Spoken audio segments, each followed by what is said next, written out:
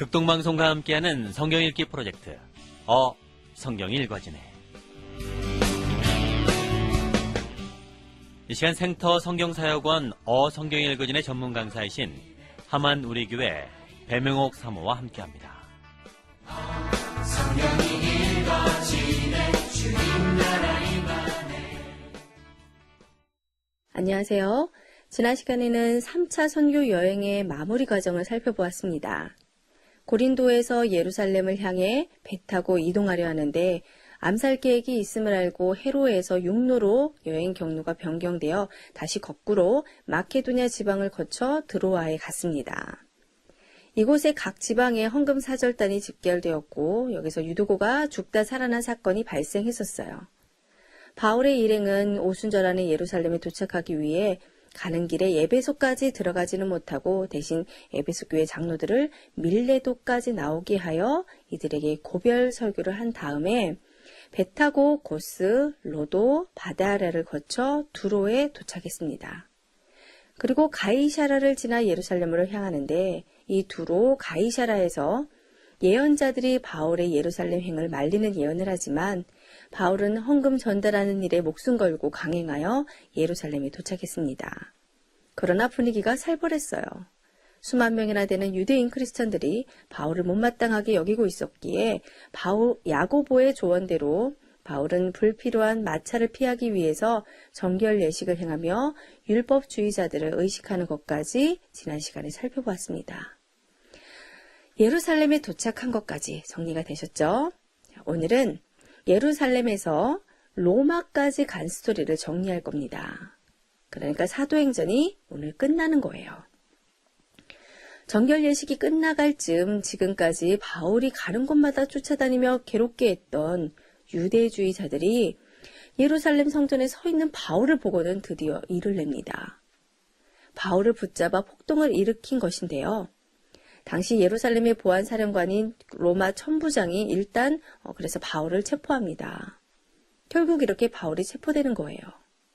근데 바울은요, 이 기회를 놓치지 않습니다. 유대인들 앞에서 연설할 기회를 천부장에게 얻어 유창한 히브리 말로 자신이 누구이며 왜 이런 일이 벌어졌는지 일장 연설을 하는 것이 사도행전 22장입니다. 소위 바울의 개인 구원 간증으로 알려진 아주 매우 유명한 자료랍니다. 연설이 끝난 후 바울이 로마 시민권자라는 사실을 천부장이 알게 되는데요. 로마 시민권자를 영장 없이 체포한 것에 대해서 두려워한답니다. 그리고 이틀날 정식으로 바울을 고소하는 형식을 갖춰 대제사장과 사내들인 공의회가 소집되었습니다. 유대인들이 마치 예수님을 고소했듯이 바울을 고소한 것으로요, 공의회가 소집된 것이에요. 이 의회에서 바울이 이제 공적으로 변증을 하는데요. 부활 때문에 잡혔다라는 것을 슬쩍 흘리면서요, 사두개파와 바리새파 그룹을 싸움 붙인답니다. 자, 그리고 그날 밤 주님이 바울 곁에 나타나셔서 하신 말씀이 있어요. 자, 23장 11절입니다. 담대하라. 네가 예루살렘에서 나의 일을 증언한 것 같이 로마에서도 하여야 하리라. 자, 이날 이후 바울은요, 죄수의 몸으로 로마에 가게 될 것이고 이런 식으로 변증하게 될 것임을 확신하게 됩니다. 전에 구브로섬의 총독 앞에서도 변증을 잘하여서 서기오 바울 총독이 계속했었기 때문에 로마 황제 앞에서도 변증하리라는 이 소망을 갖게 되었을 거예요. 그러나 적군의 기세는 만만치 않았습니다. 바울을 죽이기 전에는 먹지도 마시지도 않겠다는 40명의 살해 결사단이 결성이 되어서 아주 조직적으로 계획적으로 바울을 없애려고 합니다. 이 사실을 알고 천부장은 총독 벨릭스에게 편지를 써서 바울을 가이사라 감옥으로 일단 안전하게 후송 조치를 한답니다. 자, 로마 천부장 그리고 유대의 대제사장 사내들인 공의회 이 두 그룹은요, 예수님 때나 스데반 때나 동일한 정치 세력입니다. 이 두 그룹 사이에서 밀고 당기면서 벌어지는 이 바울의 재판 과정은 아주 드라마틱해요. 사도행전이 끝날 때까지 읽다 보면 바울이 얼마나 정확하게 증언을 하는지 통쾌하고요. 한 대목 한 대목 자세히 읽어보면 영화를 보는 듯 재미있답니다. 그리고는 바울이 드디어 깨달아요. 자기가 로마에 가겠다라는 계획이 있었는데 아하, 죄수의 몸으로 가게 되는구나. 이 사실을 깨닫는 겁니다. 로마 황제에게 상소하면 황제 앞에서도 변증할 기회를 갖게 될 것이라는 비전이 몰려왔을 것 같아요.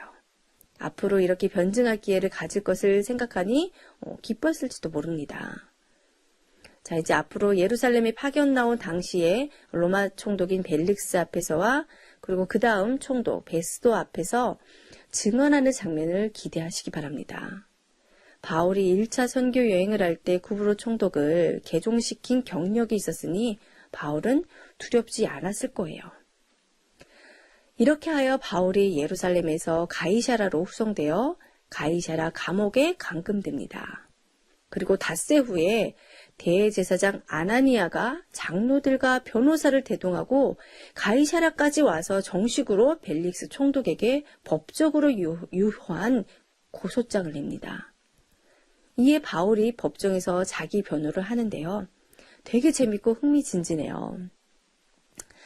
자, 이에 벨릭스는 그 결과 바울의 편에 서서 판결을 연기해주고 계속 감금되어 있는데요. 법적으로는 로마 치하에 있는 겁니다, 바울이. 자, 그리고는 2년이 지나요. 바울이 미결수로 2년의 시간이 경과한 것인데요. 자, 2년이 지나자 벨릭스 총독은 퇴임하고 그 다음 후임 베스도가 부임합니다. 새로운 총독이 부임하자 대제사장 그룹과 유대인들이 바울을 다시 고발하고 베스도는 유대인들의 요구대로 예루살렘에서 재판받기를 권하지만 이때 바울이 로마 황제에게 상소합니다. 로마로 가야 한다는 거죠. 그리고 이때 베스도 총독에게 아그리빠 왕이 인사차 찾아옵니다. 베스도가 부임하게 될 때 당시 헤롯이 공동으로 다스렸잖아요.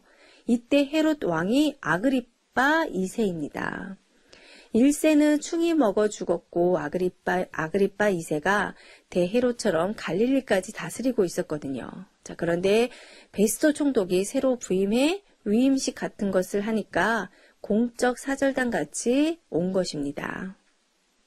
이때 베스도가 아그리빠 2세에게 바울 건을 언급했고 아그리빠 2세는 바울의 말을 듣기를 원하여서 바울은 그리하여 아그리빠 2세와 베스도 총독 앞에서 다시 해명하게 됩니다. 26장 2절에서 23절이 이때 바울이 변명한 내용이에요. 이 바울의 변명에 베스도는 야, 네가 미쳤다. 너의 많은 학문이 너를 미치게 했다. 라고 말을 하고요. 아그리빠 2세는 이 사람이 만일 상소하지 아니하였다면 석방될 수 있을 뻔하였다. 라고 하는데요.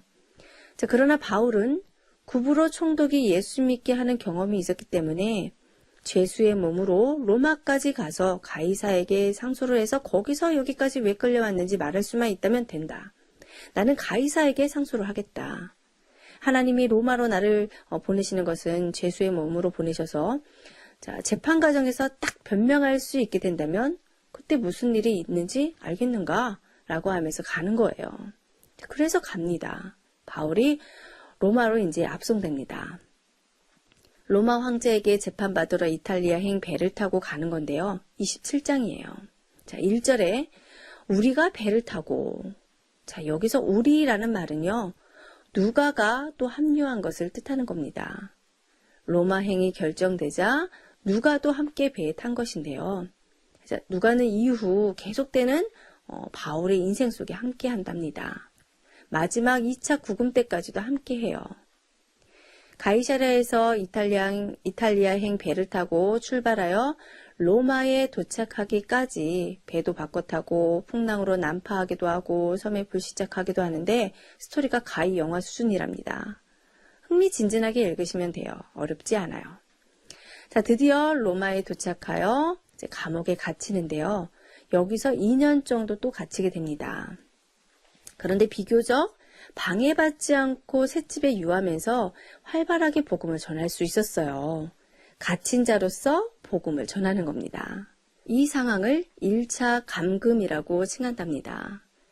어쨌든 그렇게 해서 그의 소원이 이루어졌어요.